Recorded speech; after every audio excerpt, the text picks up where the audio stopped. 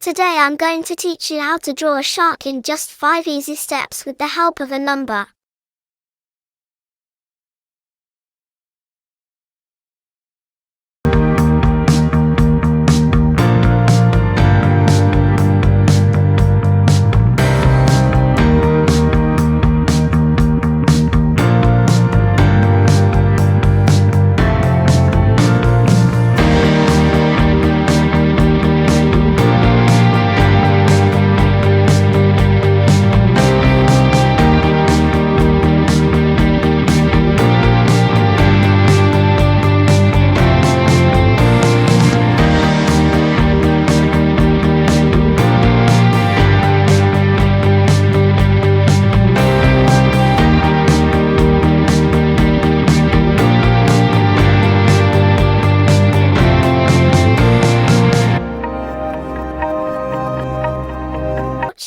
Keep drawing, keep learning, and don't forget to subscribe.